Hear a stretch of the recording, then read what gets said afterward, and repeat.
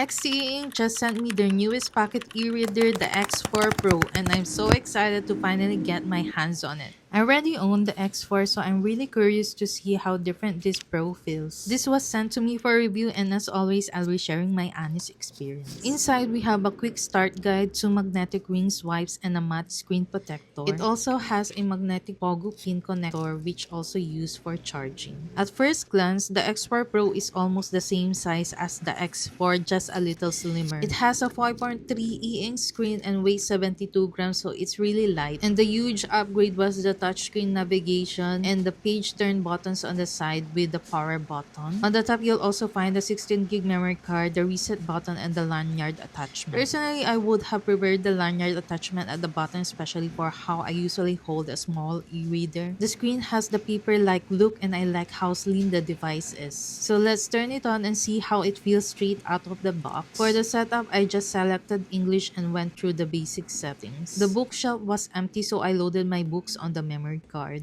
I opened The Housemaid's Secret, which is what I'm currently reading. One thing I noticed is that the book cover wasn't showing up. The stock firmware is pretty basic and there isn't much customization for the fonts and book settings. There's also a little delay when navigating, but overall it's easy to use. The front light can be adjusted for brightness and color temperature. One thing I noticed is that even at 1%, it's still quite bright for me even in a completely dark room. At the bottom, you can adjust the font, check your reading progress, and access the book contents. The stock firmware is pretty limited when it comes to customization. So far, I've only tested it with the book I'm currently reading. After reading a few chapters, I actually like the size of it. Since it's small, I didn't really have problems with accidental touches. You can also choose between using the touchscreen or the physical buttons when turning pages. So yeah, that's my first impression of the X4 Pro straight out of the box. I'll test more of the software and customization in my next video. Paalam!